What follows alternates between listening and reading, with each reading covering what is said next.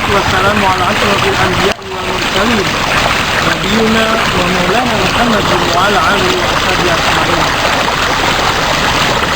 Sahabat muslim, sahabat manusia fitrah rasional, alhamdulillah pada sore hari ini kita diberi kesehatan oleh Allah sehingga kita akan membahas kembali beberapa hadis dan juga ayat-ayat Allah yang berkaitan dengan kehidupan kita.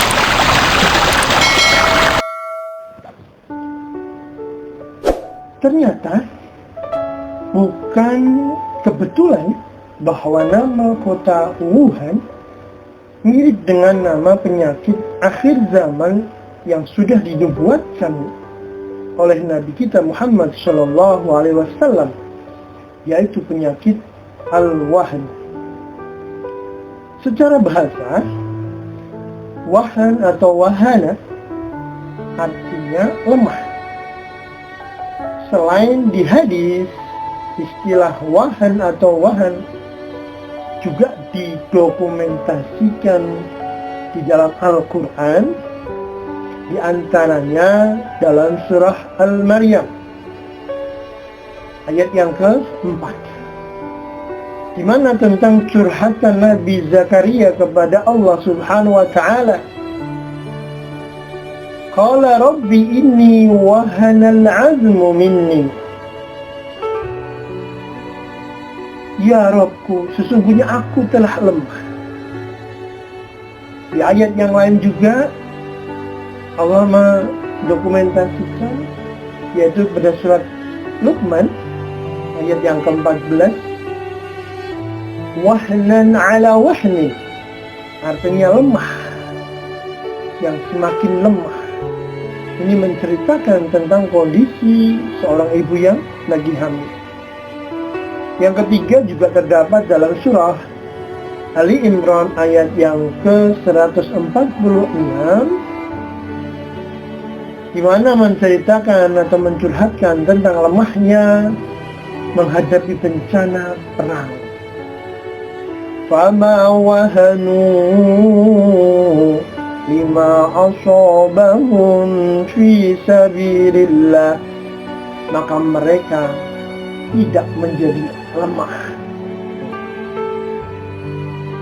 Sahabat muslim, sahabat manusia supra-rasional, makna wahan atau wahan yang didokumentasikan oleh Al-Quran cenderung kepada makna lemah fisik. Sedangkan lemah secara ekonomi atau secara kelas sosial sering diistilahkan dengan kata dhaif. Maka istilah kaum du'afa, yakni kaum yang lemah, itu yang dimaksud adalah lemah secara ekonomi atau sosial. Dan ketika Nabi Shallallahu Alaihi Wasallam ditanya tentang sahabat oleh sahabat, apakah itu penyakit wahan? Maka Nabi Muhammad Shallallahu Alaihi Wasallam menjawab, cinta dunia dan takut mati. Dengan adanya virus yang berasal dari Wuhan ini, membuat sebagian umat Islam menjadi cinta dunia dan takut mati. Dengan salah satu buktinya adalah banyak yang menumpuk barang kebutuhan hidup untuk mengambil keuntungan duniawi. Karena kemarin kita melihat banyak sekali masker yang mulai harganya meningkat dan lain sebagainya.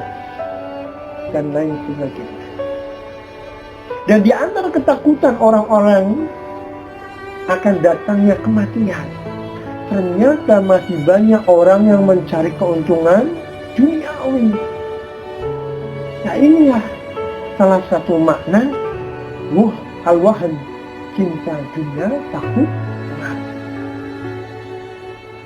Sahabat muslim, Penyakit wahan atau wuhan ini juga berefek kepada kelemahan fisik ternyata. Karena virus corona telah membuat manusia yang sehat menjadi lemah fisiknya. Semakin lemah fisiknya, maka semakin besar peluangnya untuk mati.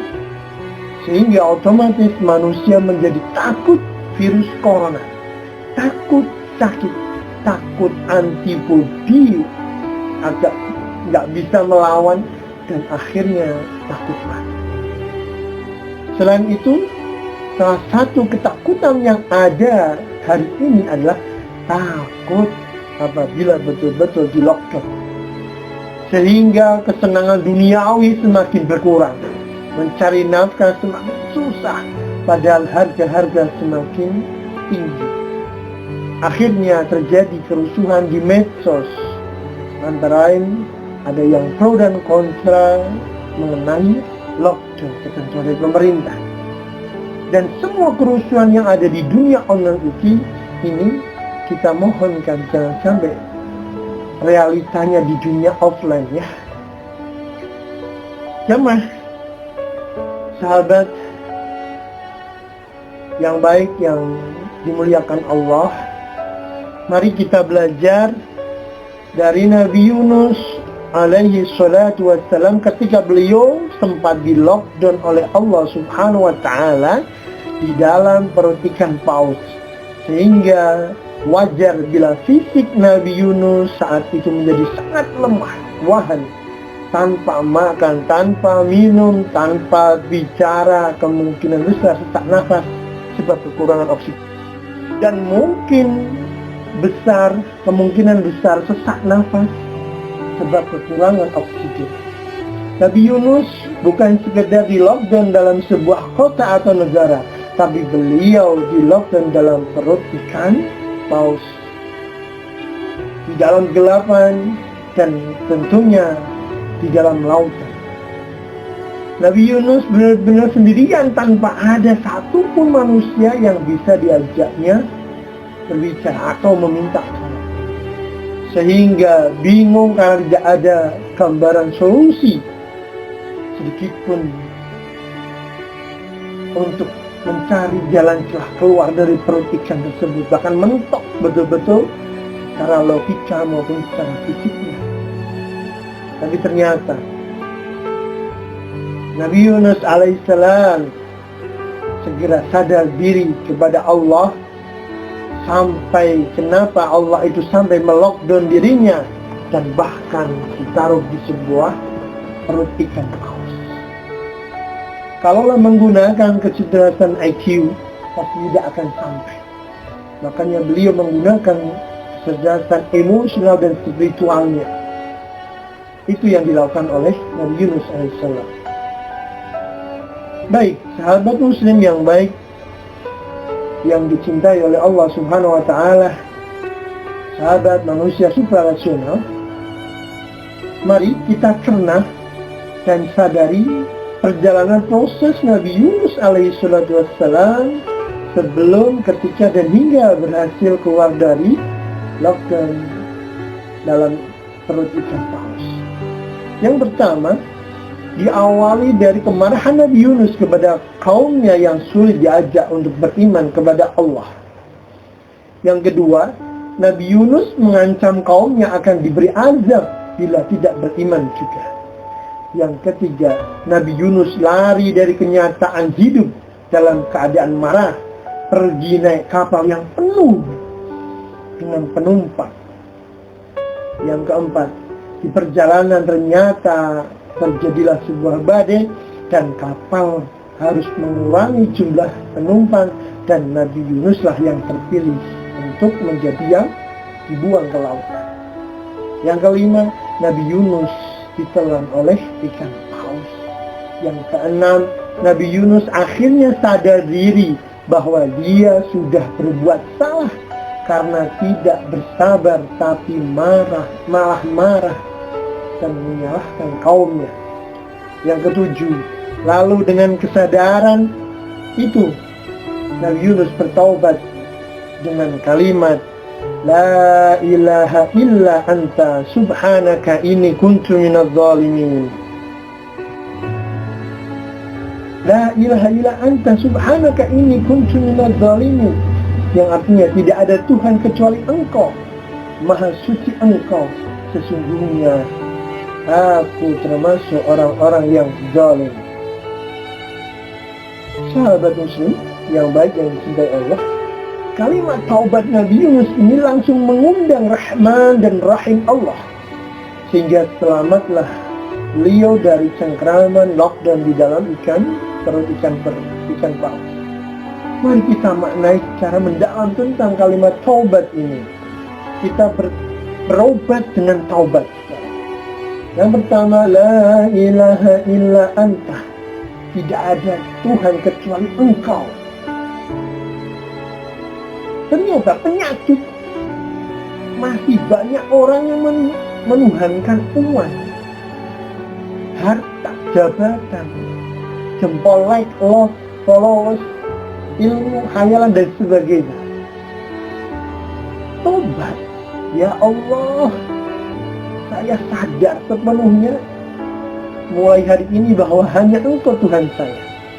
Saya masih sering menuhankan diri sendiri, mencari pujian dari makhluk, jarang memujimu dengan tulus, dan saya sering ragu tentang kemampuanmu atas segala sesuatu, tapi malah yakin penuh atas kekuatan makhluk yang lemah, padahal hanya Engkau yang mampu menggerakkan semua yang ada di dunia ini, termasuk ikan paus yang besar itu sampai ke virus yang terkecil-kecil pun Engkau lah yang menggerakkan.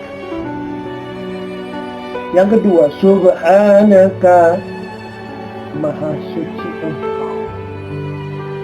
Masih banyak yang menganggap dirinya suci, paling benar, paling keren, paling ilmuwan, paling dan tidak muncul ilmuwan saat ini terhadap ketentuan penyakit virus yang baru. Atau masih banyak yang menganggap ustadz itu paling benar, pasti suci, nggak mungkin salah. Saya nggak mau belajar dari ustadz yang lain kecuali hanya dengan ustadz itu saja. Jangan. Kenapa? Hanya Allah yang maha suci. Apapun yang Engkau lakukan, wahai Allah, pasti akan adil dan benar, tanpa pernah salah, tanpa pernah zalim. Yang ketiga, inni kuntu minadz zalimin, sesungguhnya aku termasuk orang-orang yang zalim, lemah dan banyak salah. Sahabat muslim, masih banyak orang yang suka menyalahkan takdir Allah dan menyalahkan orang lain atas nasib buruk yang menimpa dirinya. Berhentilah menyalahkan orang lain, apalagi menyalahkan Allah. Naudzubillah. Berhentilah berdebat merasa paling hebat. Berhentilah menyalahkan pemerintah dan ulama. Berhentilah membanding-bandingkan antara kinerja gubernur dan presiden. Berhentilah marah-marah kepada orang yang belum dapat hidayah. Berhentilah merasa dirinya paling benar.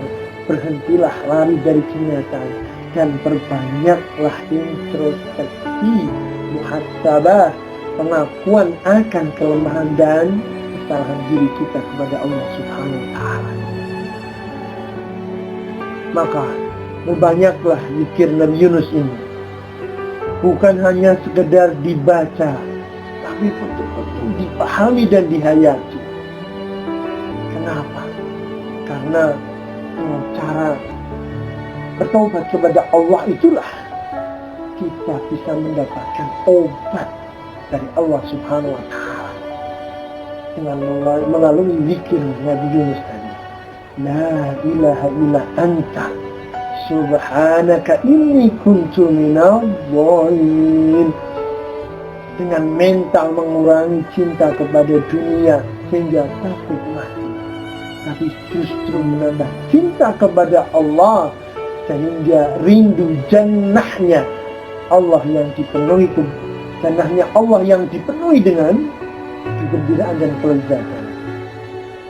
Sahabat muslim, mari kita sama-sama selalu memotivasi diri, selalu mengintrospeksi diri kita. Demikianlah beberapa hadis yang sudah kita bahas barusan. Semoga dengan hadis ini bertambah iman dan takwa kita kepada Allah Subhanahu wa Ta'ala. Ingat, jaga sholat, jaga wudhu, dan jangan lupa selalu membaca Al-Quran. Wallahu a'lam bishawab. Assalamualaikum warahmatullahi wabarakatuh.